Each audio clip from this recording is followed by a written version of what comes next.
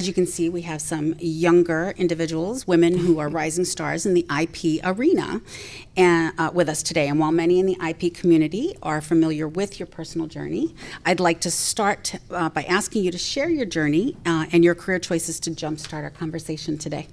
Happy to do that, and so glad to be here. As Jean said, this is something that we discussed in my office in Alexandria, and we all three discussed it. And I have to say, I speak, seems like most days, but I was so excited to get out of bed this morning and come. She was excited that day too. I was excited. I was excited about the idea. I love women supporting women. I just feel like there's so much we can do together, and I have so much energy being around all of you. So thank you all for that. In terms of my career journey, I will try and give you an abbreviated version of it. So I've always been interested in science. I remember as a kid, I would probably not the best thing to do, but I would mix household chemicals What could go wrong there? See what could go wrong. I later learned about some combinations that were not a good idea, but always loved that. But I always loved everything. So my dad was in the military. I came back from the Azores in Portugal, and I had leaned into all my science courses because I found them fascinating. So when I came back, there was nothing left to take. So I ended up quitting high school at 16 and going to college because there were no more courses to take. And as part of that, when I spoke to my guidance counselor and said, trying to figure out what to do next, I think they make you go into those meetings. He said, because you're so good at science, you should go into science. And he actually suggested I go into leadership at that time because there weren't that many women in it. So that's why he made the suggestion. And for me, I loved everything. And I thought, that seems like a good reason. And so started out as a mathematical physics major, realized that I didn't want to be a professor, which is apparently what you normally are if you have a mathematical physics degree. And so went into electrical engineering because it was the hardest. I was told that if I went into electrical engineering and I changed my mind, I could go into any other field of engineering. But if I went into one of the other fields, I would have to then reapply. And I thought, I don't want to reapply. We'll just start with electrical. Because I loved everything. I love mechanical. I love civil. I love computer science. And so started out as an engineer, was working on AI and at a company, General Electric Aerospace, that served military needs, worked on the first AI system for aircraft. This is back in the 1990s. I'm going to date myself. And, always thought about being a lawyer. I will say when I was a kid, I was about 7, and my mom said, do you want to go to the library? What kind of books do you want to get? And I said, well, let's get law books or baseball. And she sent me to encouraged me to get a Babe Ruth book. But at that time, watching TV, I thought, what if I start reading cases now? Won't I be amazing by the time I'm older? Not realizing new cases come out every day. I thought I would just learn them all. And so ended up going into patent litigation after clerking on the Federal Circuit and was really happy in my job. I always think about what I'm doing right now. So I never aspired to be the director of the PTO. Even in that job, I never aspired to be into leadership. It was always when an opportunity presented that I thought, wow, there's an opportunity to make more of an impact. I feel like I have a bias to impact, and I tried to do a lot to lift women around the globe. I mentored women from other countries. I started a lot of initiatives in the US, and I just thought, wow, this is an opportunity to do more, to have more impact, and that's what excites me. That and people, impact in people. Wonderful. It's interesting because Gene, when he was trying to decide what he wanted to do, got the exact same advice that you did. If you go into electrical engineering, you can definitely go to law school versus if you go the other way. So it's good to see that you're getting some great advice. That's wonderful. Artificial intelligence is a hot topic, and I know you have been interested in the topic since early in your career. And while there is a lot of promise, there are concerns particularly surrounding trustworthiness and security. Can you share with us what the USPTO is doing to help encourage the responsible and safe use of AI in innovation, and how you expect AI to drive innovation moving forward, particularly within the USPTO? So let me say the way that I orient to AI is somewhat the way I orient to intellectual property. I think it can be a democratizer when it comes to innovation. And I think our country needs democratizers. We need ways to bring everybody into the innovation ecosystem. We need more people on bat, not only to lift communities, but also to solve for world problems. So when I think about AI, I don't focus as much on the trust and security, other than we have to get people comfortable with AI so they use it. We can't be the country that doesn't keep our lead because people are afraid of AI. And so everything that we do is focused around that premise. So within the USPTO, we are not only using AI in responsible ways, we also have an AI lab that I'm experimenting in as well. Leadership can experiment in it, and you can try different use cases to figure out what can we employ across the USPTO that's going to help our jobs. We, of course, use it for search. We use it for other things. We need to adopt it more quickly. I will say AI is challenging when you're dealing with an agency that has 30-year-old technology written in COBOL. So we have a lot more to do than just adopt AI. We've got a lot of unpacking to do to make sure that all of our other systems are up and running, but we are focused on AI. When I think about the work that we're doing on inclusive innovation, on bringing more people into the ecosystem, we really need AI for all. And I've talked to the Secretary of Commerce about this. She completely agrees. Across commerce, we're leaning in, not just on opportunity, but obviously on the risk. To me, the risk is really being handled by NIST. They're the ones that are figuring out all the frameworks to make everything responsible. We're leaning in on how we can have AI readily adopted, how we can make sure that people entering the ecosystem, new innovators, new inventors, have access to both AI and data, right? They need the AI tools, and they also need the data. So we've been working with NSF on that, with Ponch over there. We are trying to figure out ways to incorporate AI into all the stuff that we're doing to bring innovation and IP to everyone. So we've talked to them about our Camp Invention, where we educate over 370 children a year on this. How can we teach them AI? We actually invited NSF to speak at our recent National Summer Teacher Institute, so the teachers could go back and not only teach their students about innovation, AI, innovation in IP, but also AI. So everything that we're doing is to try and figure out how do we bring AI to people? How do we make sure that it democratizes innovation and doesn't just keep the innovation with the incumbents, which is a real risk. And then when it comes to policy, I know these are really long answers. That's okay. And then when the floor is yours. Then when it comes to policy, we have that in mind as well. So if you look at our inventorship policy, we were concerned, right? There's a case out there that says you can't list AI as an inventor. People then extrapolate. What does that mean? Can you not use AI in the inventive process? Are they going to stop me from that? What does that look like? So we came up with inventorship guidance that's very broad in terms of your ability to use AI. We want people to use AI. But we did think really hard about the fact that if it's just AI that's innovating, that can lock up innovation. What we don't want is people with money, people with resources to go and patent every incarnation of something and then just pursue what they're interested in and block out competition. That is not going to help people enter the ecosystem. So luckily, we were able to ground it in case law. We're looking at comments that have come in to figure out how we address them, but we're trying to figure out what's the most we can do to encourage AI without locking up the ecosystem. We did a request for comment recently as well, where we are now focused on person of ordinary skill in the art, obviousness. What if somebody goes out there, and our friends in Australia did this, they went in the back room and said, AI, invent every chair. Like, what if they then release that into the public? Does that mean we can have no more innovation when it comes to chairs? Some of those are going to be challenging. Some of it we may have to pursue in the courts, we may have to pursue with the legislature, but we're working on that as well. And then, of course, we updated our 101 patent eligibility guidance as well. I will just say one other thing on that. We are pivoting to continue to double down on AI, but also think about the needs for quantum, because it's imperative for national security and for other purposes, for national competitiveness, that we not only lead when it comes to AI, but that we lead when it comes to quantum as well. Gotcha. I think one of the concerns that I have with the AI is how do you know what is accurate and what's not accurate? And so that is a big concern as well. And we talked about that in our artificial intelligence program. Absolutely. Yeah. And that's some of the stuff that we're working with NIST on, because all of that's important, and we need people to have trust, and certainly that can perpetuate a lot of evils. So yes. we are working on the intersection of AI and copyright as well. So we've certainly have been working on it all along, including with Congress, including with bills that they've put out there. and we'll be releasing some thoughts to the administration as well that will be more public. But even before things are released, we work on things as we build them. So as you said, your personal journey has shaped your career path and ultimately your priorities as director of the USPTO. And I know that increasing diversity within the intellectual property ecosystem is extremely important to you.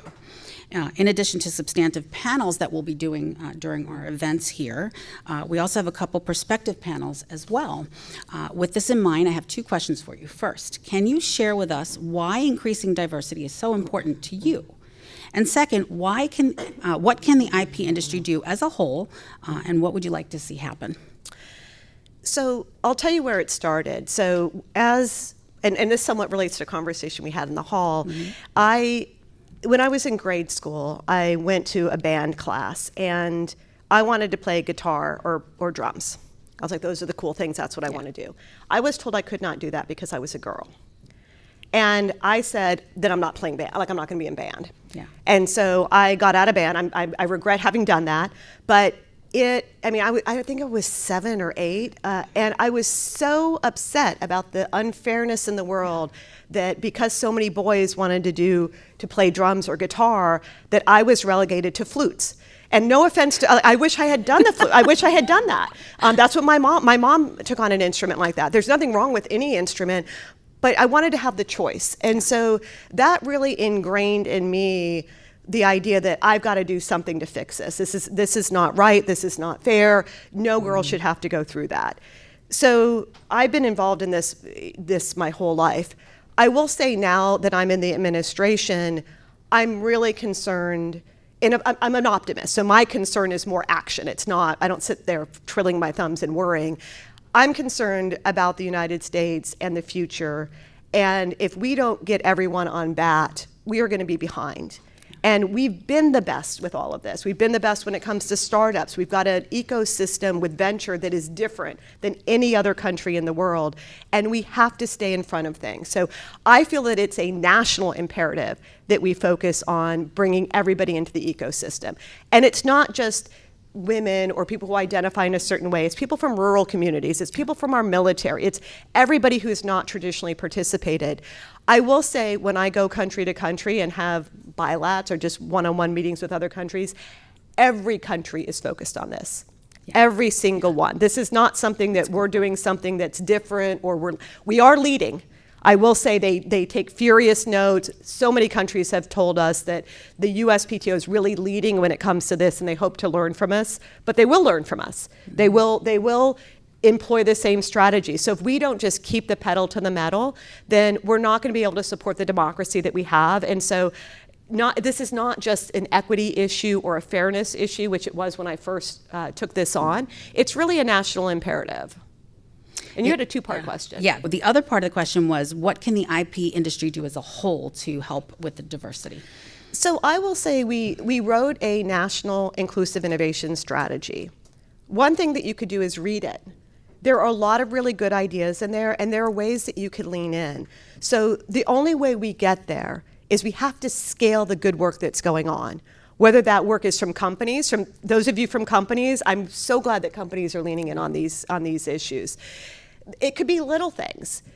Go check out your local library. Do they have a patent and trademark resource center? We're going to evolve those into innovation and entrepreneurship resource centers, and we're going to put signs on the door so when you walk in, you know you have access. If they don't have it, ask me to write a letter. I wrote 600 letters recently. We've quadrupled the number of PTRCs at HBCUs. We're up to about 90 now, and the team has promised me we're going to hit 100 sometime soon. That's a great resource. People can go into their communities and get these resources. I've heard so many women say that that's where they started. They went in and said, I want to start a business. I have an idea. Think about the other work that we're doing, whether it's pro bono. I doubled down on pro bono when I came into the organization, but that's just part of it. It really takes you committing your hours and your time to helping people. If you think about the work that we do in the schools, see if you can bring in Camp Invention to your schools. I can hook you up with someone. All you have to do is make a connection. These are not things that take an enormous amount of effort. Sure, you can start something new, that's great.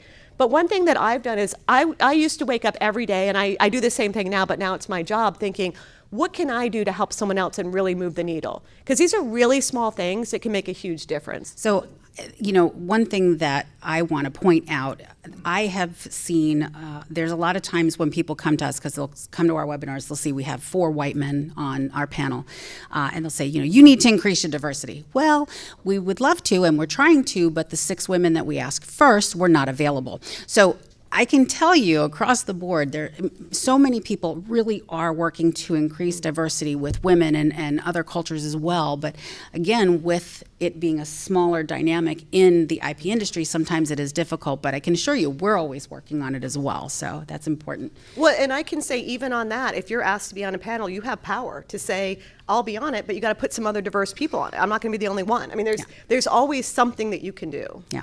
Yep. So I'm going to pivot a little bit. Most people know that the USPTO is an agency of 13,000 plus people, and it is the largest IP agency in the world. In your role as CEO of what is effectively the U.S. Innovation Agency, what would you say are the qualities that make you an effective leader? So first of all, I have to give a call out to Liz Doherty, who's in the back of the room, who leads the eastern region of the United States. So yeah, somebody was good. Yes, please do. Before I was confirmed, I was allowed to have meetings with the USPTO where I could not receive any confidential information, but I could have conversations. And Liz is the one that said, when you come in, you've got a couple choices. You can, push people away and just get your work done and not lean in, or you can be a symbol for the agency. You can talk to people in the hallway. You can, I think she said, like, kiss baby. She had some saying about kiss. What was the saying? Shaking hands and kissing babies. And I have to say that comes up often in my mind because, as I'm walking into the office, I've now built in extra time so that as I see people in the hallway, I can talk to them. I can ask them how their day is going. And it's something to me that's so important because from my perspective, we're at a hard place right now. Yeah. As a world, not just as a country, as a world. After having gone through COVID, there's a lot of loneliness. People don't feel connected. We don't have senses of community that we used to have where everybody's meeting in a particular gathering place. And it's up to all of us to create that community, to get people excited to come into work, to make people feel good, because that pays itself forward. So I will say that one of the most important things that I think somebody in this job needs to do is to really focus on the people. We've been focused on it from day one. One of the first things that I did was reach out to people across the organization and offer listening sessions. Anybody across the agency could have signed up so that I heard their thoughts on what were their experiences, how could we do better, how could we make their jobs better. And I heard from about 2,000 across the agency. We immediately made changes. I was just in Colorado, actually, with Liz and Jack, who's also here. I was just in Colorado, and people thanked us for the work that we did. We changed, people used to get patents that did not relate to their knowledge base, and it took a lot of work to get it off their plate. As soon as I heard that, we immediately changed that. This is even before Vaishali came on board as a commissioner. We immediately changed that. The other thing we did is we heard that there had not been a pay raise for patent examiners for over 15 years. So we immediately put into action a process, and recently we're able to enact a pay raise across patents. I mean, those were huge things. That took 2 years to get done, but we identified it immediately. So I know when you read in the news, you read on IPWatchdog, a lot of it's about policy, and that's important. I do feel like a lot of what I do is on the international realm. A lot of it you don't necessarily see because I'm negotiating across the administration, I'm working with the State Department, I'm negotiating internationally on treaties and other things to make sure that we protect our IP, especially in the life sciences area. There is a lot of work I do. To me, that's some of the most important work, because if we don't get that right, if we let the global South devalue IP, we're going to be in a whole different state and we're not going to be able to thrive. But it's really about the people. To me, that's the most important thing. It's the thing I think about every day. We've created the first ever DEIA council across the entire agency. We have employee experience is now elevated to leadership level so that we think about employee experience all the time and think about how can we do better? How can we connect people better? We just started Accepted Day because we realize we hire people and then they just sit and wait to come in the queue. They have no connections. They're not connected to us. So now we have Accepted Day, which people in the agency get excited about. So a lot of what we do is really focus on the people, and all of leadership is leaning in on this. So I'm really excited about that. The people that are in this industry, majority of them are really nice people. No matter what level they are in, no matter what position they're in, you ask them a question, they'll happily take the time to give you an answer. So don't be afraid to ask questions, which then brings me to my next question. You've been in the job now for over 2 years. What would you today give yourself on newly appointed Kathi Vidal when you first started? What advice would you give yourself now, knowing what you know? So that's interesting. I will say one of the challenges has been that people feel like they need to make bold statements in the media, some of which are very personal. And that hurts people within the agency. Like from my perspective, I feel like I've taken on this position. I thought, okay, it's fair that people attack me, personally or come up with very strong statements. I actually don't think it is. So this is something I've pivoted on recently. I told people in the agency for a while, especially PTAB judges. I mean, there's so many things that were out there personal about PTAB judges. And I feel like you guys have done a great job of keeping it at a level where if you disagree on policy, great, attack the policy or tell us what the policy is. But these people go home to their families, et cetera. As I've been thinking about it, including the comments people put on an article, I remember the first time I was in an article, people were commenting on my weight. This is when I was confirmed. People were commenting on what I look like and my weight. And somebody told me that because I don't read those comments. And then that just reassured, like, I should never read those comments. Yes. But who does that? Like, I feel like we need to do a better job of creating a culture where that's just not acceptable. Yes. And if there's a way to screen those people out and say, look, you've got to be kind, or you can't comment, because it's not productive. I believe in free speech, but I worry about who are going to be the next women leaders. Are you going to want to be a leader when that happens? I mean, would you rather just live your life in happiness and joy as opposed to seeing these comments? So I know that doesn't perfectly answer your question, but I wish we could do something as a community to solve for that. And it's not about me. Like I said, it didn't bother me until I realized if it's going to impact me, it's going to impact other people, and it's going to influence whether any of you want to be the next director, right? You might look at some of that and say, who'd want to be attacked personally that way? Yeah. So that's one thing that I reflect on, and I hope that we can do something to work on that. I know you all have been great about, making sure that if you write about something, you believe in it, and it's truthful, and it's something that that matters. But there's been negative attacks, and I wish we could come up with a kinder system. Yes, I agree. And she opened the door for me to put in a shameless plug, so I'm going to go ahead and do that.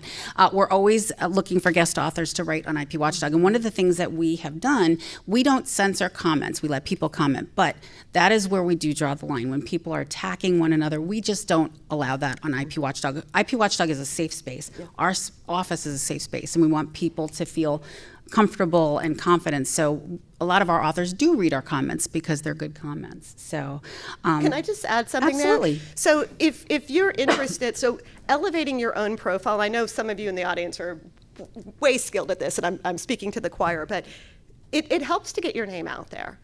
If you hear opportunities like this, yeah, take her up on it. Definitely. Reach out to me. Reach out to some of the in-house counsel. You could do an interview with them. I mean, I'd be happy to do it. I mean, my team has to go through the whole process on that, but any of us would be happy to sit down and have a conversation, and then that elevates you, and then it also forms a connection between you and whoever it is that you admire, whether it's an in-house counsel in the room or outside the room, whether it's somebody else across government. It's a great opportunity, and it's some of those things that help differentiate you. Right, and our master's programs, we tend to have more of our seasoned speakers, but on our publication, we absolutely will take publications from others within the field as well. And that brings me to another question that I want to ask you, is that in our careers, we face many challenges, and I'm sure you have over the years, and some you've expected, some you haven't. So I wanted to know if there were any challenges that you faced that you would like to share with us, and if any of them surprised you. So it's hard because I feel like when I identify challenges, it could be linked back, and I don't want to link anything back. I will say there have been people who have misconstrued my motives when it comes to me leaning in to support everyone. And they've been vocal in, at least one of my organizations, very vocal in expressing that I was doing something that was negative to people who are not diverse. And that has been really challenging. They maybe suggested it was something that was for my own purpose. And I have to say, those are challenges. And the way that I dealt with them is, try to reason, try to make sure that people understood where I was coming from. At some point, you just have to walk away, right? At some point, if you're in an environment, whether it's you're working on a team in an organization and you can get on a different team, if it's leaving an organization, sometimes you just have to walk away if you can't get the right environment. But I feel like we all face different challenges like that. And for me, talking to people about it, figuring out how other people would solve it. And then, make sure you have your board of directors of women who are your board of directors for life that you can go to, who can say, yeah, that's ridiculous, but let's talk together about how we're going to solve that. One last question for you. Okay. Do you have any words of wisdom or advice that you'd like to share in addition to what you have to the rising stars we have in the audience today? I will say I'm an optimist, and I think it's important to be an optimist, and it's hard when you feel like you're being beaten down. Yes. But to me, figuring out what you can do every morning to wake up with hope. Yes.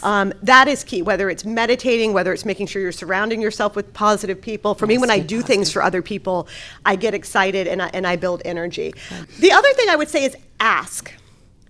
That's one thing. When I was first in leadership in my first law firm, a woman gave me a book, Women Don't Ask.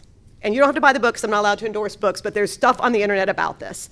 And I looked at her and I said, why did you give me this book? I asked. And she said, you have to realize there's an ask bias. She didn't use that terminology, but it's something that I've come to quote. There is an ask bias. When I was in leadership, men asked me if I would promote them an additional associate level because they were so good. Men asked me, in terms of salary, when I was doing comp for the partners, men would have these really, really aggressive asks. And women would understate their accomplishments. They wouldn't submit enough material for me to help them. They would understate their accomplishments. And so and men would ask for all kinds of opportunities. That's data. Statistically speaking, that is what happened. So I then feel like when somebody asks me for something, we have a policy in the USPTO now, we look at everybody who's qualified. And it doesn't matter whether the person asks is a white male or somebody who's diverse. We think, okay, who else might be open for this opportunity? Great idea that they asked, but let's make sure that everybody gets an opportunity. Mm-hmm. But I will say, think about that ask bias and come up with a way to ask that's authentic to you. And I'll just give you one example of what I mean by authentic. So I put a woman up to argue a case who was a junior associate. And I had gone back and forth on exactly what the argument should be. She was flawless on the arguments. She got up against a very aggressive law firm with a senior partner who kept saying, but, Your Honor, and she just waited to be called on.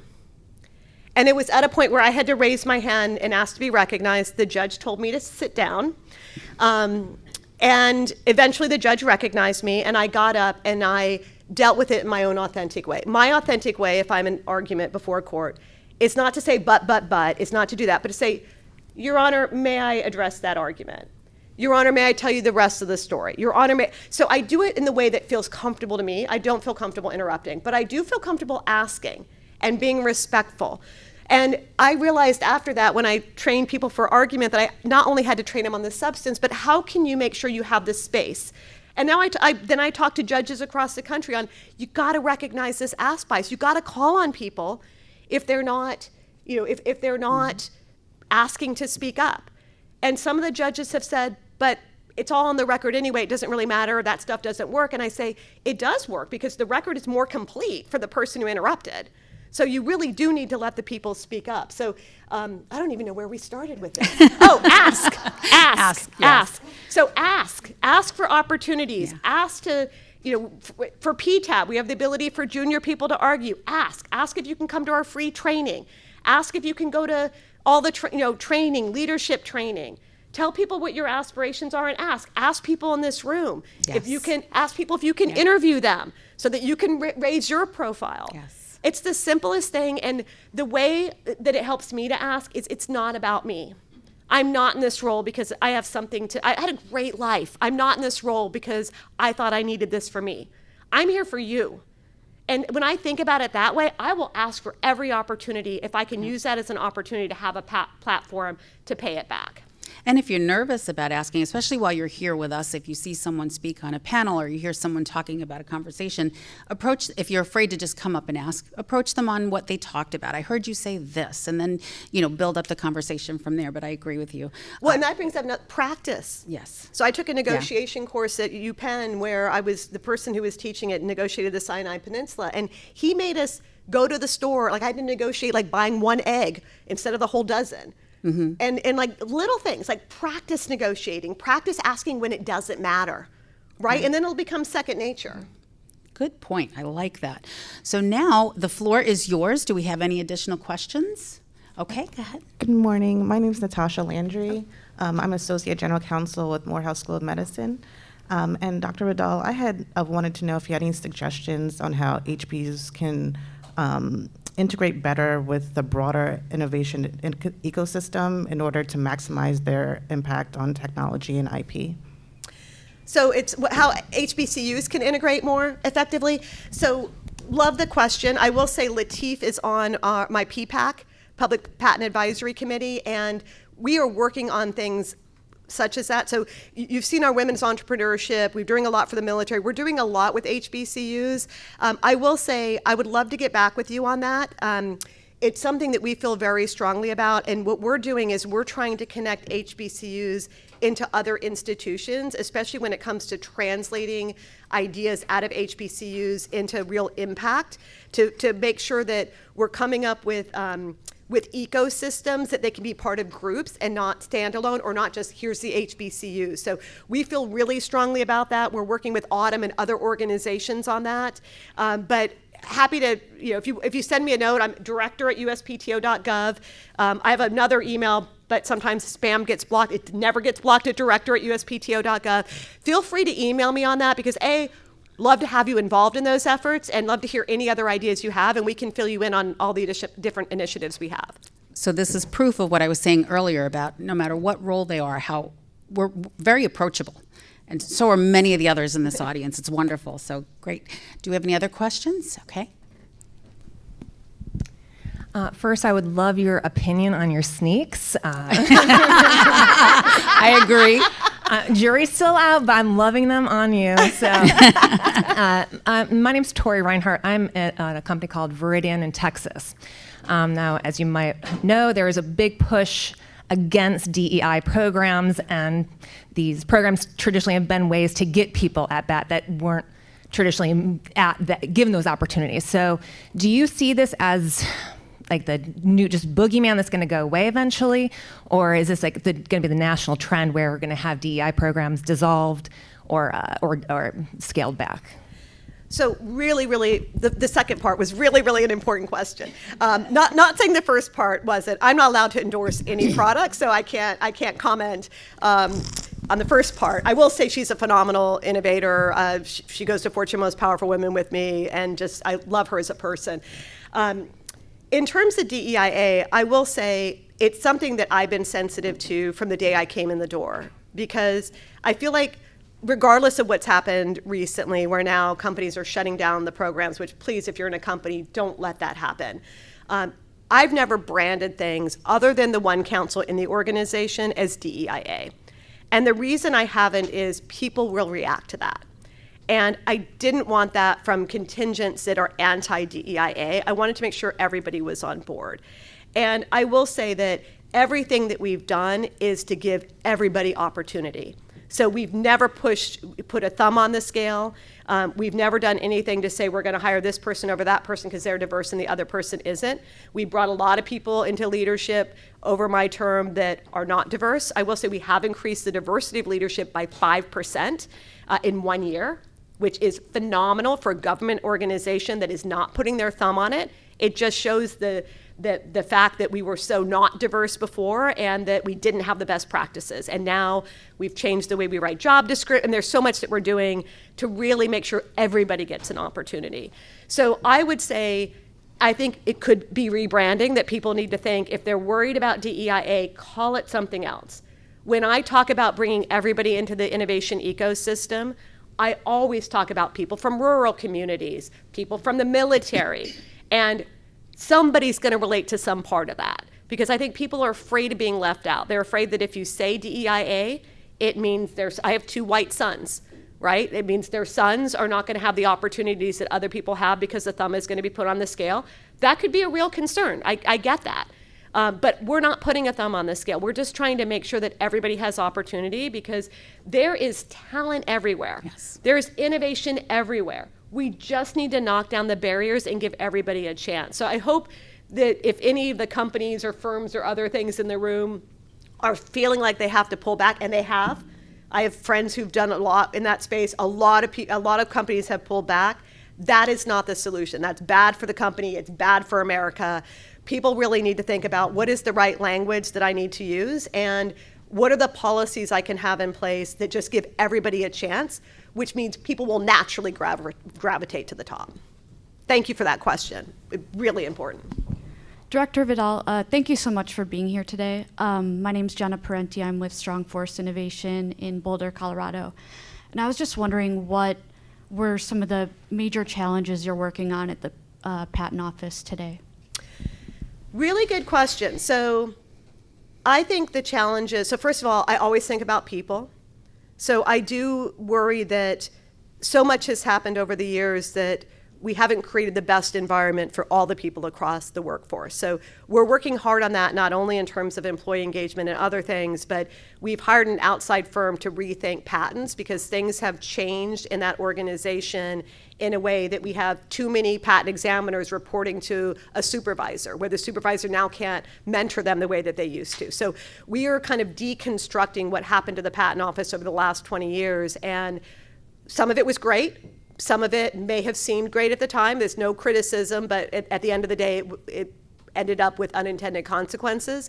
So that to me is a challenge, because I want people to be excited. If you look at the people in the room, how many people are from the USPTO in the room? So I will say, for the people in the room, I know some of them, like, they're excited, they're joyful, they want to make a difference. I just want that to permeate the entire organization. I think every organization has that challenge. Pendency is a challenge, because we want to reduce pendency on patents and trademarks while making it a better environment within the USPTO. And there were decisions made in 2019 that put our backlog on a complete linear trajectory upward. And so we're working really hard, because some of the changes that were made are good for examiners. We don't want to undo them, and you can't take things away anyway. That's just not a good policy. So how can we solve for that? So we're going to do a lot of that through hiring, but that's something that's a challenge. Same thing on trademarks, although trademarks, we made some amazing changes, and we're on a complete great trajectory for getting trademark pendency down. And then I mentioned IT. IT is really challenging, because our systems are old, and they're not fully connected. And so we've been doing a full audit of all of the systems. Where do we store business information? Where do we store personal information? How are those connected? What are the calls? It takes a long time to go through that while you're running an organization. Somebody analogized it to like fixing the flight control system while you're in the air, right? It's challenging.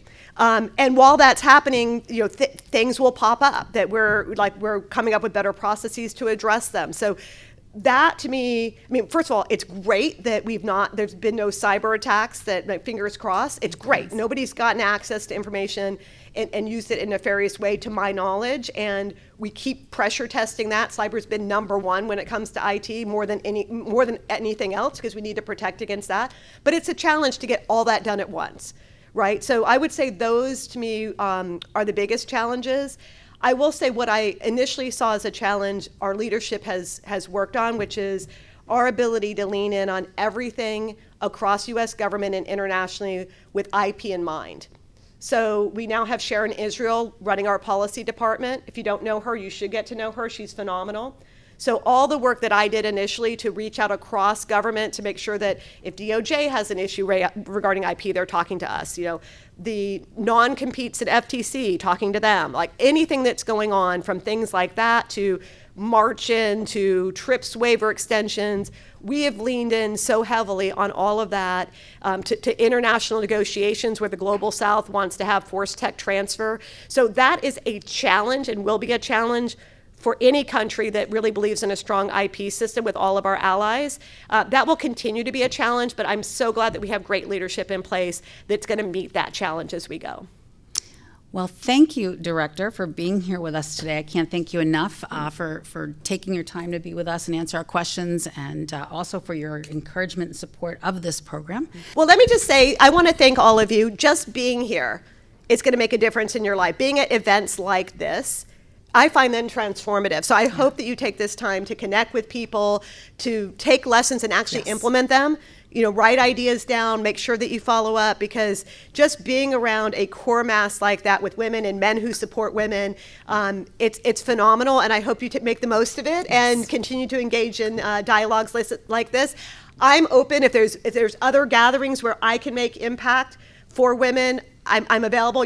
My email, director@uspto.gov. So have a beautiful I got to head to Department of Commerce now, but have a beautiful couple days, and I wish you the best. Thank you. Thank you so much.